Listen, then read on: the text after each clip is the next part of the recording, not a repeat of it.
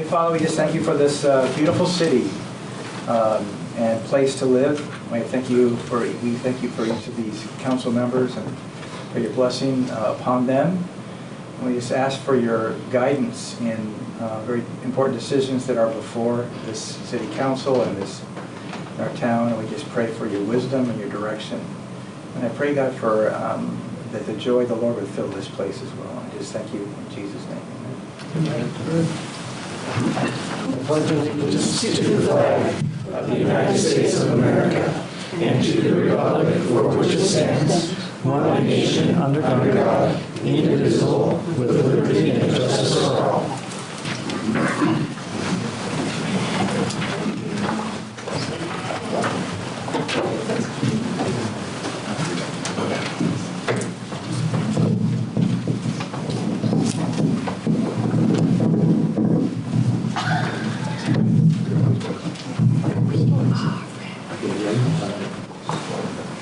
Item 4, approval of the agenda. I move to approve the agenda. Motion and second. All in favor? Aye. Aye. Motion carried. Item 5, approval of March 6, 2024 regular council meeting minutes. Motion to approve the March 6th regular council meeting minutes. I'll second. Motion and second. All in favor? Aye. Motion carried. Item 6, interest of citizens, oral communications, requests and comments from the audience on unrelated agenda items. Richie, I believe you're up. So thank you guys for holding the open house earlier today. I was glad to see the turnout for that from both the community and as well as many of you were there. I know that one of the things that was mentioned is that there's the analysis of the traffic throughout the city that's coming up for the comprehensive plan. I would just like to recommend that before making any major decisions on Main and Crawford, that you complete that study of the entire town to determine not only the impacts of traffic on Main and Crawford, but where is the traffic starting from and where are they going to, and of determining other primary routes that could be developed to take some of that pressure off of Main and Crawford. There's a lot of opposition, I think, to a lot of the ideas that were presented, and I think it just would be helpful to take that time to look at the whole big picture before making decisions on just one intersection. So. Richie, this is for you. This is traffic counts. That'll help you out.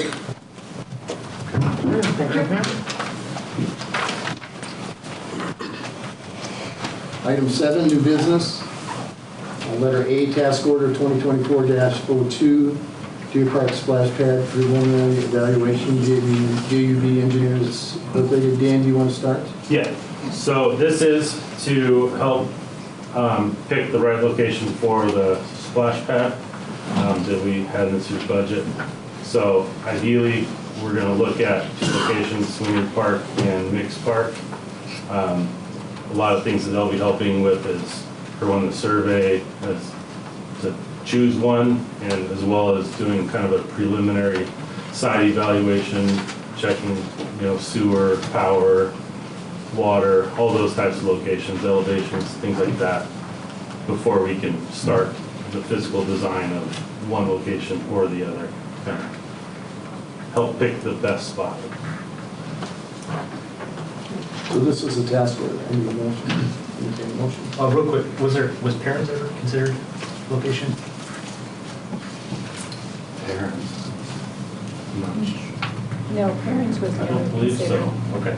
Because of where it's at in the city, and if you go around First and Crawford, there's too much traffic. Mayor, could we move to discuss this? Because I'd like to discuss it a little bit. Yes.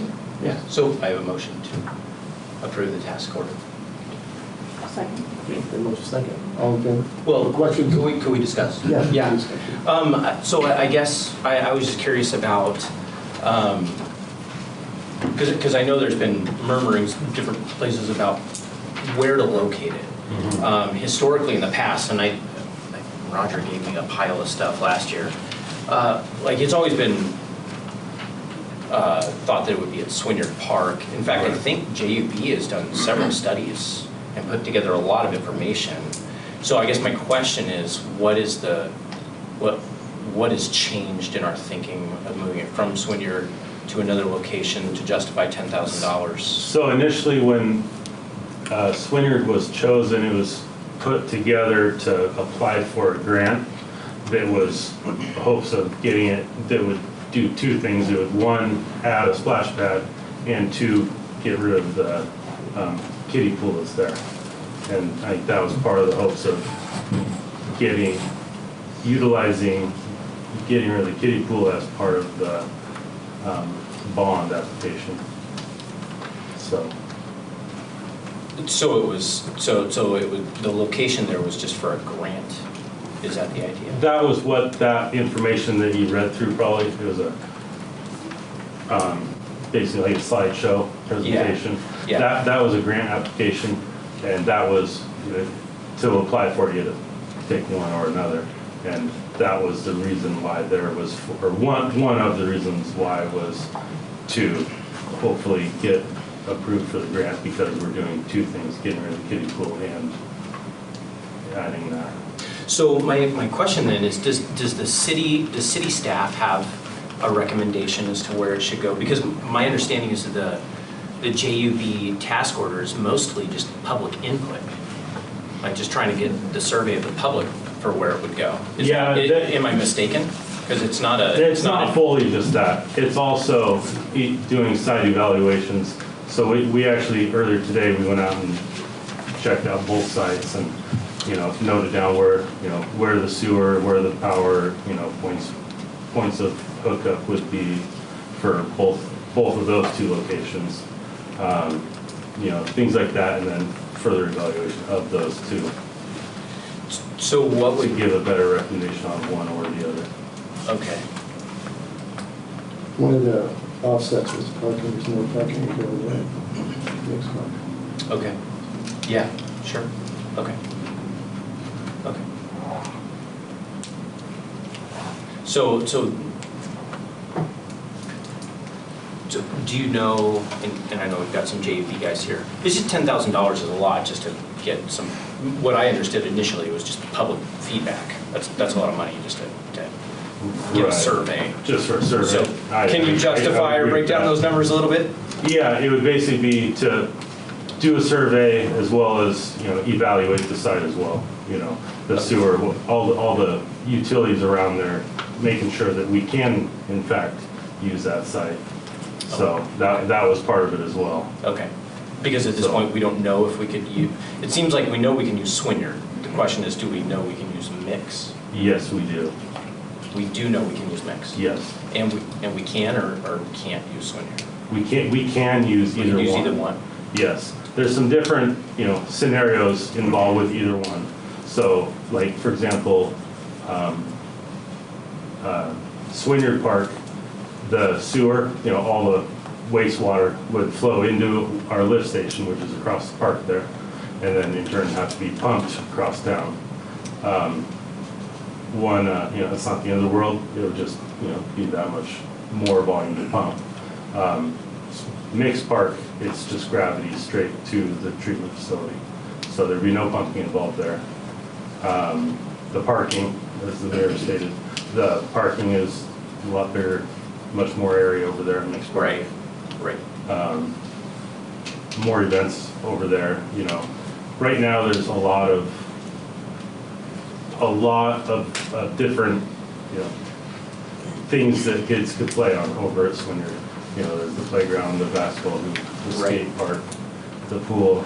There's a lot of different, things to be done. Otherwise, over at Mixed Park, there's the playground, and then that's it, as far as children activity. A lot bigger area, so it'd be not right next to a road on all four sides. Different ideas, so it could go in either location, And expense then. Yeah. So I know our government, and I know we go slow. One of the concerns that I have is and I don't know who I should be talking to or asking a question to, but is it the council did approve this in the budget, and I was talking to Brad, and this is several weeks back, and the longer we stretch this out, the less likelihood it'll happen this year, and then maybe next year. Like, do we have any idea how long this would, and I apologize, I don't remember seeing if there was a timeline on there. No, so we would move forward with that immediately, Okay. you know, and the idea behind this would be we would get flyers for informational flyers in the end of this month's water bill, so everybody receives that, put it on the website, basically location A or B, and we would immediately roll into working toward designing it and hopefully get it to construction this year. Okay. To where we could potentially finish it up this year to where it's spring of '25 grand opening. Yeah. So, and that realistically could be done at either location. So, Yeah. I just have a question for Jason. You Yes, just ma'am. made the comment that the council approved the $1,250,000 for this year's 2024 budget. What changed in the finances of the city when March 14th, the $950,000 was rejected for a splash pad? How did we gain from not accepting the 950 to moving forward rapidly, from what I'm gathering, at $1,250,000? I think you would have to ask the former council members, because I was always for the splash pad. So why they chose to vote no, and then later chose to include it in the budget and then vote for the budget, that's on them, I don't know. So, I just think the reasonings that were brought forth in that meeting were sound reasonings, and for some reason, the new city council has decided that those weren't sound reasonings anymore. So, you answered my question. yeah, if I may, I think Heather and I were the only ones on there, and I think it was a 5-0 vote, yes ma'am? Yes. Yeah, for the budget. So I don't know what changed, I can't speak for them, I don't know what changed in their reasoning. I know that. I was looking more at the dollars. It Oh. wasn't 950, Oh. and 9 months later, we got $1,250,000 that we're moving fast forward with it. So the question is, why did we go up $300,000? Where'd the Is money that come from? Okay, do you, well, I know, but where did we get those? Why did it It was go an from? estimate. Actually, it's more than what we're going to spend, I believe. Lane, you may have, you involved with that? Yeah, so as we were talking about what that budget number would be, looking at the escalations and things, we escalated that based on what we're seeing out there in construction costs and things like that, so that you had enough money in your budget to be able to accomplish it. And that's just the trends in the market from when the estimates were done some time back, and recognized that they were not up to date. So. And if I may, we don't have specific quotes yet. We just authorized a dollar amount, so we would still need to get quotes from potential. That was also, it happened during last year, and it was okay during this budget year. So they're working on budget years, and wasn't it the fact that you guys were trying to pass it during last year's, that the budget had already been established, that you weren't saying it was coming for 2024 at 2024 rates? So it was in 2023, they were trying to pass it, but it wasn't in the budget. So once they created the new budget, they passed it, and that's an estimate. Yes, ma'am, I do understand that. Okay. But some of the reasonings that were brought forth at that meeting when it was shot down were valid reasonings, and tonight they are no longer valid reasonings. I'm done. Thank you. It's still gonna go, there's gonna be a lot of time for us to discuss all this as we go forward, is correct? I'd like to ask Dan a question. Dan, you Well- said we'd spend $10,000 for a site survey? Is that what you said? Up to. two of them to evaluate both locations. Do we need to spend that money? Why would we need to spend that money for something that, you know where the sewer hookups are, you know where the water lines are? They go more in depth with that. They go more in depth with, to show at the elevations, they have surveyors and things like that we're not equipped for. I just don't know why we need to spend $10,000 for that. Oh, I'm sorry, sir. Is it beyond your capacity with the folks that staff here? I don't, I mean, we can just pick one. what's that? Do we want to just pick one? I think it's in our best interest to go and spend the money and survey both sites. I mean, they both have their pros and cons, but like you said, there's more to it than what we fully know. And that could be changers via vote one way or the other that we don't realize. Well, in fairness, he did say that both sites are Capable. workable, capable. Yes. Right. So I guess maybe the question for the council is, do we want to wait for survey and public input, or do we just want to decide? It's a lot of money. I mean, if you pass the 10,000 for the survey, it's a lot of money for the splash pad. The public should have the input. Because we have problems at Swinyard as it stands, and people have complaints about it. Adding a splash pad could make that worse. The parking is awful. But there could be things that we're just not realizing about Mixed Park that is not making it favorable. I think the survey is beneficial for us to spend money on, personally. I just disagree. I don't know why we need to spend $10,000. What would we get accomplished by that? We get the public's input on which one. Well, that's what we're gonna do without spending the 10,000. I don't know why we're spending 10,000. Well, I mean, if we go right to Mixed Park, I mean, do we know exact spot to build? Would this give us because I mean, it's a wide area. Right. So we'd have to find the best flat area, the best, so I mean, it's not like you can just go out there and pour concrete. Right. Yeah. Because we have to make sure we're at the correct elevation, all that, to get the sewer, the flow to the sewer. And that survey will give us that information, or help towards all of that? The survey is just more mix or Swinyard, right? Right, that's what the survey portion of it is. Can we just do that in Waterman? I mean, we've done that before. Yeah, that's where we'll be. I know the scientific water bills, Diane, you'll love them. That's where we'll be placing the information for it. The survey will be online, and it'll be on our website, or the link to it will be on the website. The flyer in the water bill will basically to notify people to go to the website, to go online, to do the survey. We're also going to have, as part of that, a printout that they could either print out on the website and they could drop off the flyer here, either or, you know. Yeah.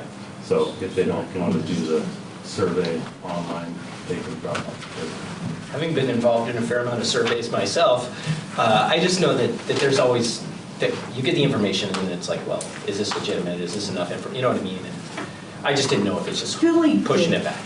On Facebook, did a little informal, where do you want it? And people want a splash pad. That's the bottom line. Tim, For the most part. Tim, you want to call on Elaine? Lee. Yeah, so I can speak to that a little bit.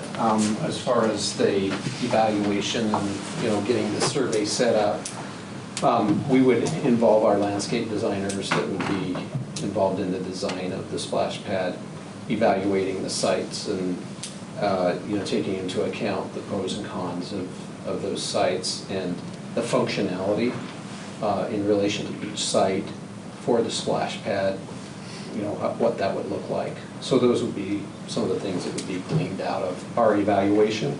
And then the rest would be pulling those exhibits together so that it could go in the mailers with the water bills and getting your feedback and compiling that feedback. So it does involve their evaluation of the functionality of the splash pad in each of those locations. So I just wanted to chime in that part of it is in terms of why do evaluation now? It would engage those landscape architect designers in the process. They'd be the ones primarily evaluating that. We looked at the site. I mean, it's like Dan had said, it's doable at either site. So now, what are the upsides and downsides for that, for each site in terms of the splash pad function itself, how it interacts with the rest of the facilities. Okay. Peggy, you had a question? With that, will you be doing any testing on the water lines that are existing around or the the sewer systems to make sure that they're capable? I know that we think they are, but is that involved in the site survey that the engineers are going to be doing? We went out today, and I want to clarify, we wouldn't be doing a really detailed topographic survey Okay. yet. We would wait until we'd selected the site. Okay. But we did do Assessment. an assessment. Basically, that's probably a better word for it. And Brad and Dan and I went out. We talked about the condition of the sewer lines, where they go, how they've been, maintenance issues on those kinds of things.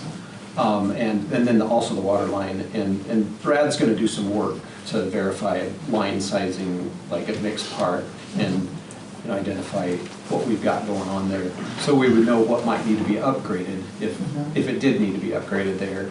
So it's collecting those parts and pieces, outlining them, and showing the public what would be added for parking at Mixed Park, how that would work. So those kinds of things.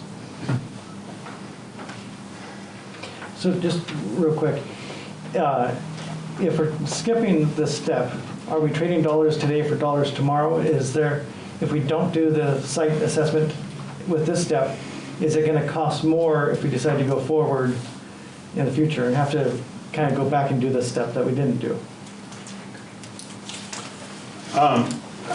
Potentially.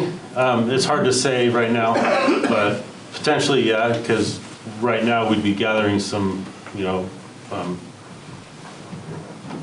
be gathering information to assist in the pre-design there to help moving forward. So There's a lot more that goes into that than just a splash pad. There's parking, like you said. There is. Landscaping, and sewer, and water, And security. and security in the neighborhood. There's just a lot that So goes into it. that's huge reasons why we want to do this kind of pre-design evaluation here to, make sure we're going to the right location first and look at the infrastructure that's there, the condition of it, the size of it, before we go into an in-depth design and start. Well, I was really interested in seeing what our planners have, the planner designers, what was their feedback. And I gleaned a lot from them just in getting set up to, for this task order, what do you see as being the kinds of things we need to look at here? Because they're interacting with these kinds of facilities all the time, and what that might mean. And, to be able to put that together out there to the public so people can think about those things and say, okay, how do I feel about that? So it's more that functionality kind of view of it, look at it, so. You have a question? No. Billy? Heather? Billy, what was the result of your survey? I didn't see it. It was, like I said, it was for me to get a feeling of people, what their wants are and stuff. It seemed like people wanted a splash pad. I haven't done the exact numbers, but it seemed like mix was a little bit more. Yeah. It was It was either, pretty close. there were a lot of either places or mix, and Swinyard was not, if you took Swinyard in any place and put them together, mix and any place came out ahead. I went through one night and Sure, counter. and counted them. Yeah. I feel kind of like putting a road down A that we're bringing more traffic into an area that just can't handle it. That's when That's when you're. It's weird. I want the splash pad. I just don't think that's a good place for it. But So I looked at that survey as well, and I noticed that a large amount, or there was a good amount that's voted for Swinyard, that it was Swinyard because the pipes are there. Swinyard because it'd be the cheapest, but the pipes aren't there, so that it'd be an equal amount of running sewer, running water to either location. I think that's what we've been told in the past. There's certain, the pipes that are there at Swinyard, they circulate in the pool, which those would not be able to be utilized for this. There's sewer and water over there, but there's also sewer and water at Mix. Right. So that wouldn't affect the cost for either location. And I don't know if this is for you to speak to or not, but if we did do the splash pad over at Mix, would we keep the kiddie pool at Swinyard? I wouldn't. Right. If we kept, well, I'm just curious. As part of Because this I had mentioned- project, it would not go anywhere. Yeah, I had mentioned last, I think fall, I don't remember when, about encompassing the kiddie pool into the Fence. pool, yeah, the fencing area. Maybe that would be an option, you know, put the splash pad over there and then do a little bit of an upgrade at Swinyard to incorporate those two, I don't know, areas. Peggy? Back to the motion on the table about whether you want to hire this contractor. If you do not hire JUB to do the whole gamut, the assessment and that, who is going to do all the work to gather this information and put it out to the public that's going to pass the mustard when everybody goes, why? What is the truth? So that's what I urge you to, because that's putting it on their back, all your city employees' back, to put the surveys together, to put the data together and all that. I believe in hiring people that's their job and they know what to do. So that's my concern with that. So we have a motion and a second. I second. We'll do individual votes. Jason, how do you vote? Yes. Fred? What are you voting on? We're voting on the, Whether to spend the 10,000. whether to spend the 10,000. Up to, right? I don't see we need to spend as much money. Yes or no? No. Heather? Yes. Billy? Yes. Diane? Yes. Motion carried. All right. Item B, wastewater spray farm fertilizer seed herbicide bid award to Lazy J Farms Service and Supply. Clint, you want to fill us in on that? Sure. Hopefully everyone got a chance to go through the memo and read it. So this is a yearly requirement based on our farming agreement. Every year we go out to bid for fertilizer, seed, herbicide. It's all about keeping the plants out at the spray farm healthy, so they can continue to uptake and utilize the nutrients that get applied on them from the wastewater. Along with that, keeping a healthy farming operation going. So yeah, it's my recommendation to the council to award the bid to the only bidder, Lazy L Farm Service and Supply. How long have you been with us? 7. How long has Lazy L Farm Service been with us? How long have you been with us? Oh, 10 years? yeah, 18 years. Lauren has. yeah. I make a motion to approve. I'll second. The motion is second. Any comments or questions by the council? All in favor? Motion carried. Item C, Crawford Avenue / Main Street intersection study open house recap. Dan? Well, how many of you guys were here for it? Not very many. A few of you guys. Do you guys have any questions about it? We've got Spencer with JUB and Lane with JB that could answer any questions on it, or how in-depth of a discussion would you like to have on it tonight? It sounded like it went multiple directions. Are you looking at me? Did you always ask the question? It's good. I'm allowed now. It's good. What you got? I really appreciated the, I want to say performance, not performance, presentation earlier. I thought it was really good.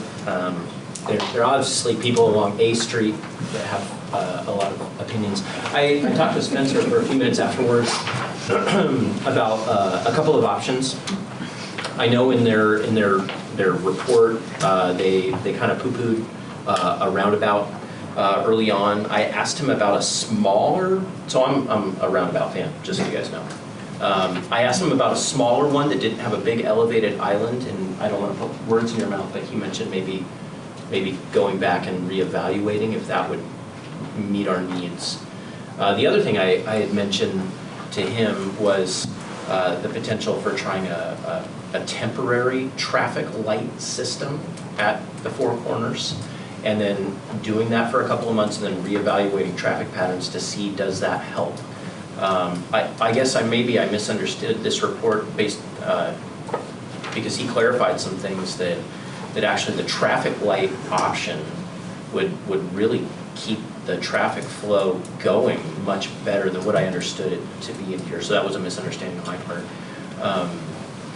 So unless we could do a roundabout, that would be my opinion. Something, because I think they're just amazing at keeping traffic moving. If not, at this point, if a traffic light situation would actually be the long-term thing and actually make things go faster, I don't know why we would do that. So I don't think, and I can't vote for anybody else, of course, but I think we should chew on what we've heard tonight, because there were some people emotionally invested. Well, if you just put a roundabout, where would it be? That's for the engineers to decide.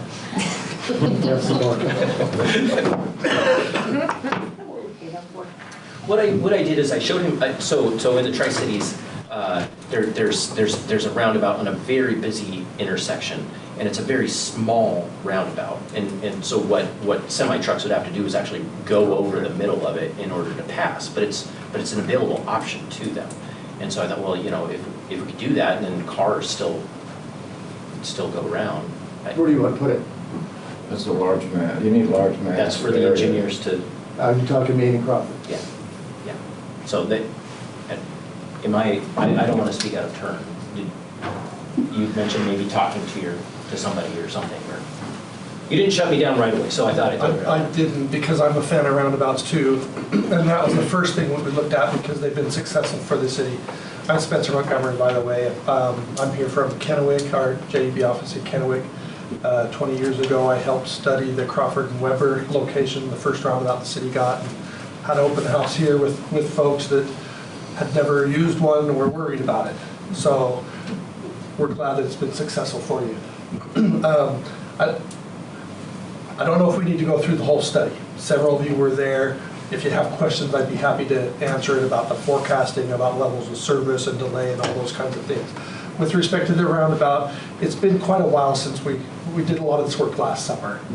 And so I'm not remember some of the particulars, and I wanted to talk to our roundabout expert about why could we not make a mountable roundabout there in the middle, and what was the issues behind that. But it wasn't going to work well. Okay, well, we don't think it was going to solve the problem because of the large trucks that use Crawford Avenue. So there were some issues with that. So I don't want to shoot it down. I just want to double check and say what were the issues. Okay.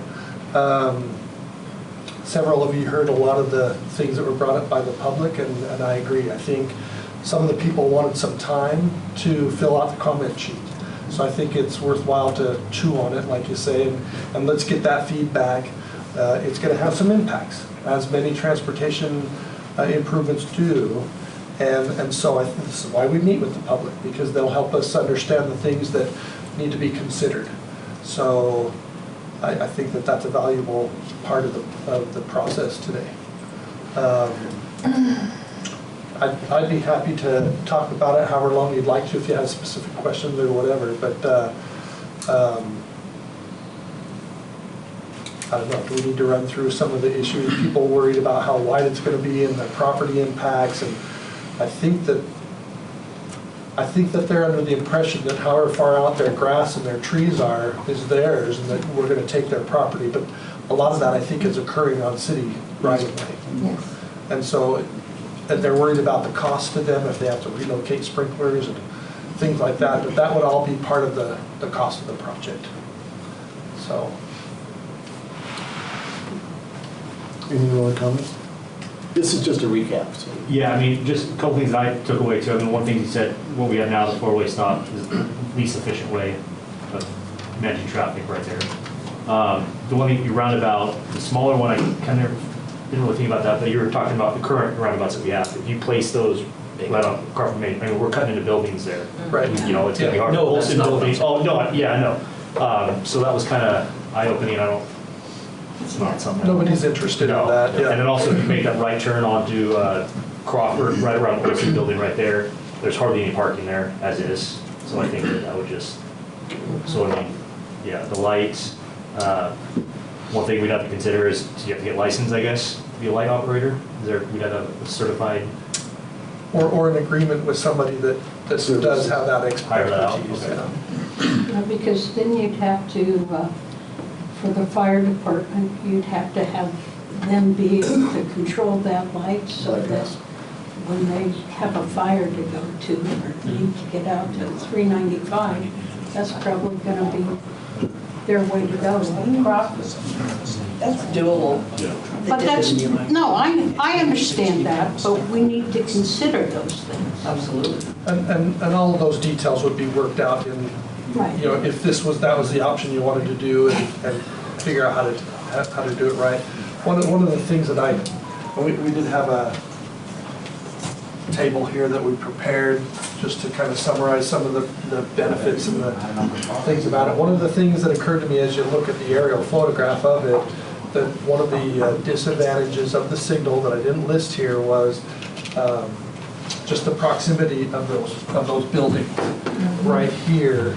I mean, today everybody has to stop, right? And so they stop, they can look and make sure that it's safe for them to go because the other three directions are stopped as well. If a traffic signal were to go in there, these buildings on the northwest and the southeast would be in the sight triangles. I mean, hopefully everybody stops when it's red, right? But if they don't, then somebody's coming faster than just as if they pulled out from a stop sign, like they do today. So there is that. You know, there would be warnings and things to let people know that there's a signal ahead and all those kinds of things. So you do the best you can with the conditions that we have to work with. Betty? I better introduce myself. Peggy Coyle, longtime community advocate, business owner, volunteer. I'm also working with the Chamber of Commerce in the City of Deer Park on the retail strategies and the downtown revitalization analysis that they hired a consultant to do last year. And we're talking about that downtown area, that trying to revitalize it. One of the thoughts, this isn't even going out there yet, but I urge you to take your time, not do anything permanent, because and there's been conversations about that section of North Main of being closed down and become an area, an arena for gathering. We're talking parking, other areas, it's all speculation and debate, we're going there. But what I'm saying is take your time, because as we've got to look at a big picture here and do what you have to do to get us through it right now. But things are coming together. And so I think we just need a little bit more time. We good? Moving on. Item 10, consent agenda. Letter A, approval of voucher claim check number 41,851 through 41,897, including EFT debits in the amount of $232,422.17 for the first half of March 2024. Item B, short plat request SP 2023-6 Forge. And item C, 4th of July display agreement, Rock Men's Products LLC. I move to approve the consent agenda. Good. Okay, all in favor? Aye. Okay, motion carried. And I had to send that back, Jason, because the original one was 10,000. We voted for 12. Yes, we did. Item 11, council questions, comments, or reports. We will start with you, Diane. Nothing? Billy. Versus. I was reviewing the 2024 budget and stuff, and I know you noticed that our population was at 4,890. So if we have 110 more people moving in here, we gotta go to a 7-person council. Right. Right? But we have to have it certified. Where do we get that number from? That is from the office, Debbie, the Office of, Financial management, I Yeah. think. I don't know for sure. and then, I Jake, who are you dealing I with? submit those numbers in April. In April, okay. And then we're certified? Yep. There you go. All right, thank you. Okay. Jason?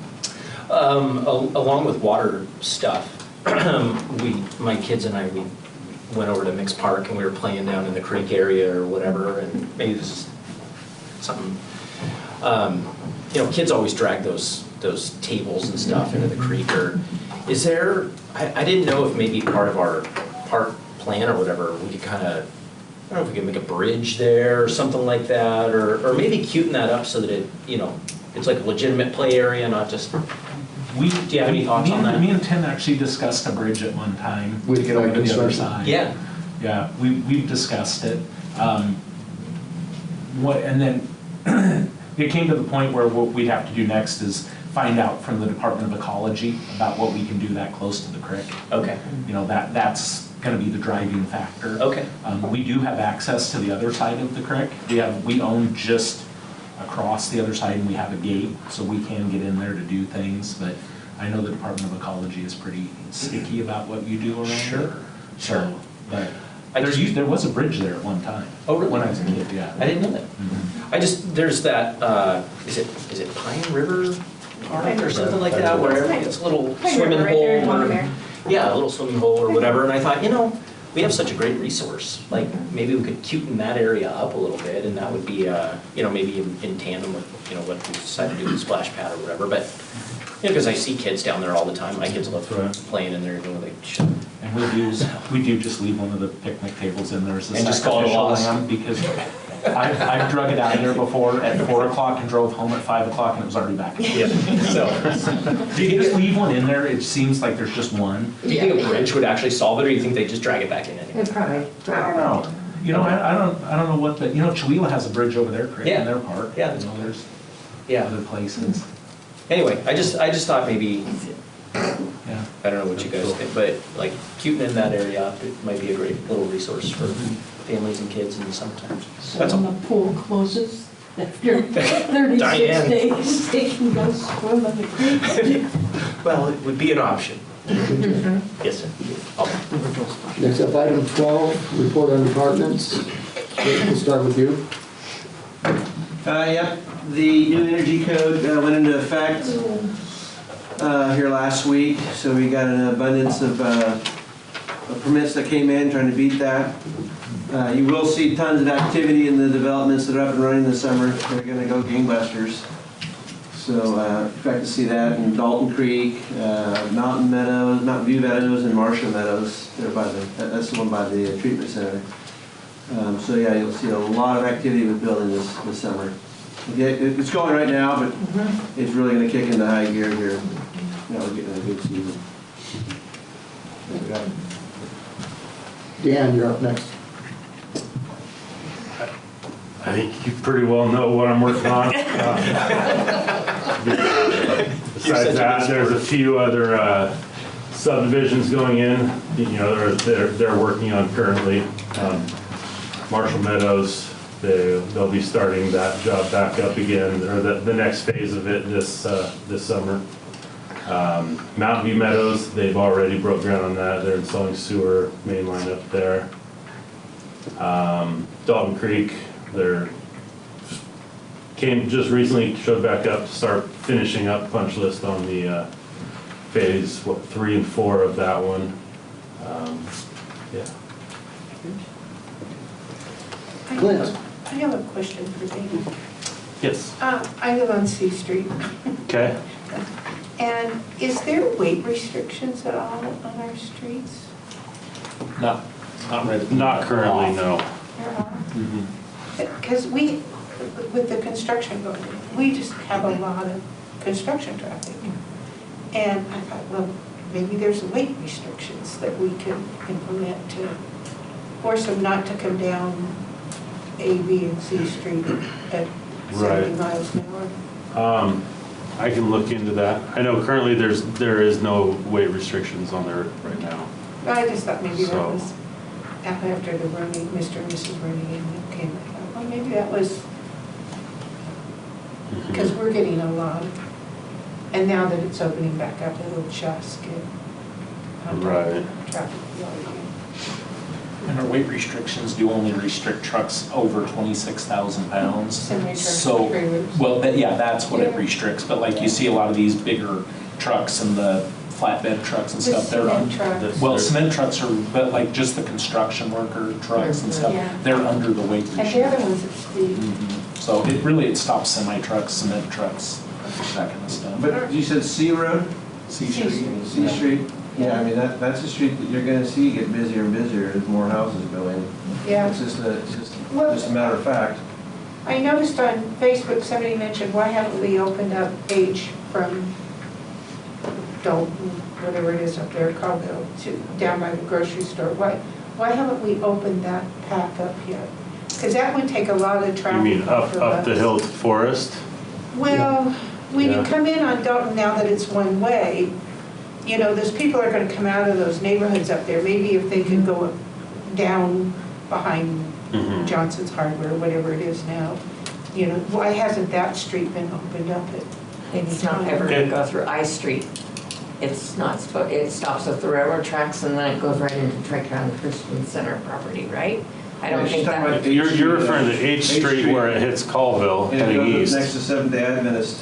So it would take, there's a large piece of parcel up at the top of that and next Well, I to know the about church. that one, but It the would one- take them to develop that area in order to The one build that further road. down that goes by Taco Bell. Yeah, That's I Street, blocked off. right Why by the can't end of the we- mall. Why can't the city open that up and take some of that? Because I think most of the traffic is coming down, buzzing around Vernon and then out of town. Because you shut that off, that they can't go out Dalton anymore, which I understand why you did that, but it just seems to me like we're pushing all these construction people and all these Right. homeowners into. You have another A, B, neighborhood C. development coming in on the corner of Colville and H Street there. I'm so It's gonna go all the way. You're talking out at 395. Is that what you're talking about, 395 coming off on Dalton Colville? Right, where that's they one closed way, it up? but if you go down by Taco Bell there, it's blocked, whatever street that is. Why haven't we opened that up yet? Why To don't we go make over that the a- tracks? Yeah, it's I Street. To go over So the you're saying to tracks. bring it over the tracks Yeah. parallel to H Street? Yeah, The railroad company doesn't. Yeah, it would take a lot of time and, effort to go through the railroad. And I don't know about the property owners across there. I don't know that. I would have to look into that. Yeah, Tri-County Christian Center owns all that. But you have Simonson Development going on that whole strip. Yeah. Because that T-bones right into that Yeah, development, yeah. right? So it's private property owners that own that It's a land dead over end. there. It's never gonna So go we through. don't have a way well, to that's unfortunate. build through that. Well, maybe we can just keep that in mind when we try to send more traffic down A Street, because they're going to go A, B, and C. Definitely, yeah, Just a comment. definitely. Maybe. All right. Okay. Clint, you're up. Sure. Guys went out in the spray farm, closing valves, fixing brakes, pulling soil samples, things like that. Our lagoons are getting full. We're getting ready to start irrigating here. 1st of April if weather permits us and soil samples permit us. On the water side, I got a call from Jamie over H2O. So the company that's actually doing the rebuilding of our motors for our booster pumps, they had a building fire. It didn't sound like any of our stuff got damaged, but it's going to set us back a few weeks on getting those rebuilt. So it's an unfortunate delay, but that's the latest on that. That's all I have. Daryl. Well, the nice weather has brought out lots of aircraft traffic. And with the traffic, extra pressure on the airport, we've had some minor breakdowns, minor issues with our fuel system and fuel supply. But it's nice to see the good weather. And we're getting ready for mowing and summer season. Thank you. Brad. The guys have been out getting the parks fired back up. We've started turning the bathrooms back on.